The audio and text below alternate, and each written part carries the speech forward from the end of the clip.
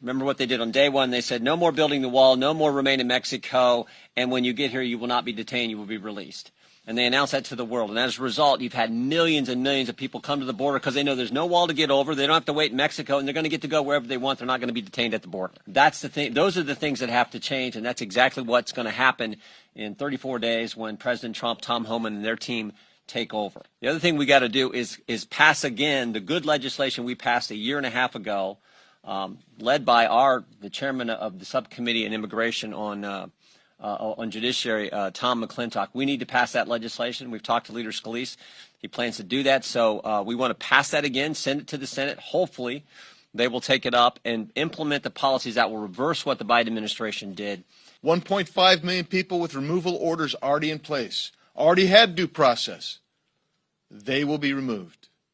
Over 500,000 people who with criminal backgrounds who are illegally in the country, they will be found and removed. People will start self-repatriating.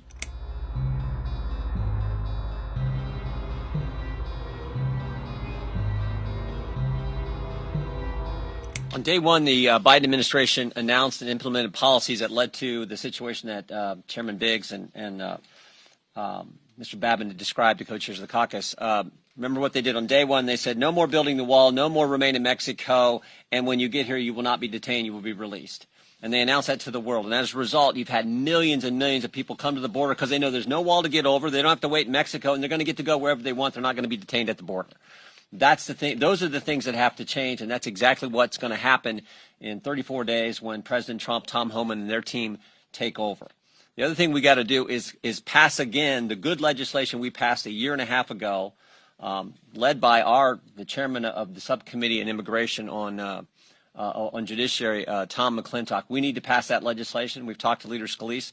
He plans to do that. So we want to pass that again, send it to the Senate. Hopefully they will take it up and implement the policies that will reverse what the Biden administration did and help President Trump, help our country get the kind of border control situation that we need. So I want to introduce the guy who did so much work, as Andy and Brian have done leading the caucus, the guy who did so much work in our committee on this issue. And I'm going to cover just two quick points, just as a point of contrast.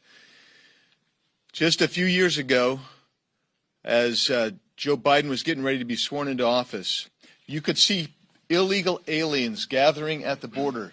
Particularly, I remember a vision that came through pictures that when the media would cover this, from the Zocalo in Tijuana, just across the border from San Diego. What did you see? You saw individuals wearing T-shirts saying, Biden let us in, those types of things. Now what's happened is you have the Philippine ambassador to the United States calling for all Filipinos who are illegally in this country to repatriate to the Philippines before President Trump takes office. That type of repatriation is going to happen as people really come to understand and believe that this administration is going to actually remove people. 1.5 million people with removal orders already in place, already had due process. They will be removed. Over 500,000 people who with criminal backgrounds who are illegally in the country, they will be found and removed. People will start self-repatriating. The other thing that I wanted to let you know is that the cartels have sensed this urgency. So when I was in San Diego, right by Tijuana, just not too long ago, we ran into folks from Guatemala and Honduras and India. We asked how much you're paying. The guy from India, we couldn't really understand what he said. But the other folks, $5,000 a piece. $5,000 a piece. You know what the going rate right now is? In excess of $10,000 per person. Why? Because the cartel knows that Donald Trump means business and Tom Homan means business and hopefully Congress means business, and we're going to close and secure our border. With that, I'll take any questions. If I may, Yeah. I have a two-part question, if you'll indulge me. One, in response to Donald Trump's terror threat, Canada announced yesterday they'll spend $1.3 billion to secure the northern border. It's a wide range of measures from tracking down on precursors for fentanyl, more border patrols, that kind of thing. I'm wondering if that's on anyone's radar, if anyone has any reaction to that. And part two of my question, if I may, keeps talking on social media about making Canada the 51st state. I'm curious as to anyone has any insight as to why or what you might think about it. So humor is dead. I think to the second part of the question, I think Donald Trump is being humorous, okay? The first part of the question is, yes, I think we're aware of that. And indeed, that's what happens when you have a strong leader come in and lay down markers. And so we're really happy about that. And also, President Sheinbaum in Mexico has indicated, at least has indicated a willingness to try to work to resolve some of these issues. And by the way, the cartels are actually very concerned about our enforcement as well. And you're seeing that in some of their actions, including the raising of price and trying to get people in before the 21st of January. I think you had a question? Yeah. So you guys have obviously developed a lot of legislation like HR 2 this Congress. Right. That you mentioned you want to try to get through now that Republicans will have the trifecta next year.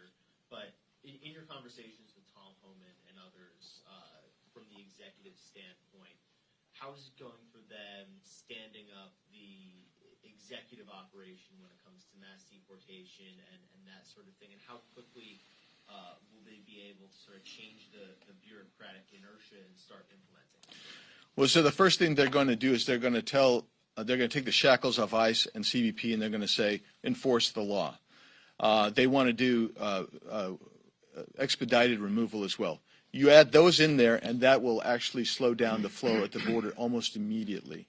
The other thing that they're going to need resources. Those resources are going to be everything from personnel. They're going to need seats on planes to remove people. They're going to need some soft-sided facilities to go up for people. So we've talked about that, the resources that they need. Congress is going to have to deliver on those resources. And once they're ready to go, because the first step is to say we're going to enforce the law. And I think some of these mayors and governors who said they're going to remain sanctuary cities and states, they're going to find themselves in hot water with hopefully Attorney General Pam Bondi as she looks into obstruction of justice and aiding and abetting criminal cartels. So I think they're ready to go. Talking to Tom, he's fired up, and he's going all over. You saw that he met with Mayor Adams of New York this week, so he's really going for it. Forgive me if you addressed this in your opening statements, but could the Lake and Riley Act be a part of the first 100 days, and also any type of legislation to enshrine Remain in Mexico in the law instead of doing it through executive order? Yeah, so I do think Lake and Riley law and other laws that have been promulgated that are put forward that haven't made it through, I think you're going to see those come up really quickly. There's a chance that a lot of those will come through in a reconciliation package. I would like to see some of them come forward independently, and I would hope that the senators, at least 7 of them who are in risky positions, would actually read the mandate from the public and vote for those. But otherwise, they're going to come through probably in reconciliation. The other aspect is you're going to see also a termination of some of these programs. CBP One app, that's going to go away. The CHNV program, that's going to go away. That's going to save us a bunch of money for reconciliation purposes as well.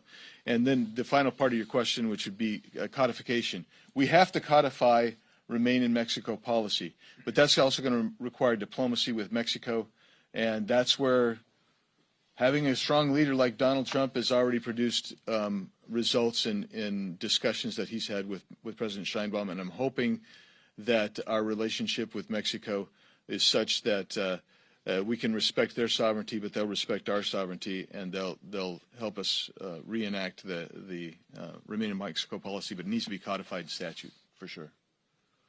Can I ask a follow-up if no one else has questions? Anybody want to? What do you guys think? Should we let her ask a follow-up? I vote yes. Okay, yeah, all right. Thank you. I appreciate this. I'm curious, given the changes that Canada has made, I'm a reporter from the Canadian news outlet. Yeah. Do you think that's going to be enough to satisfy Donald Trump and Canada avoid the tariff threat? And how would you classify concerns that you might have about the northern border? So the northern border has been, we've seen more encounters in the northern border in the last year and a half than we've ever seen before, right? I mean, and then we've also seen increasing drug trafficking coming across and some human trafficking as well. So we've got to bring that to a close, just like we have to bring the southern border under control. You're asking me to read the mind of President Trump, and I will say that I support him, and he's doing a masterful job. He's an incredible leader. Will what Canada's doing be enough to prevent tariffs being imposed upon Canada? I don't know. I don't know if you guys have any insight on that, but I simply don't know. But I hope that, again, our relationship with Canada is a great trading partner with the United States and sits on our northern border, and we respect their sovereignty. Hopefully we can work together and respect each other's sovereignty and resolve this border crisis that's actually from the northern border states, border to the northern states as well.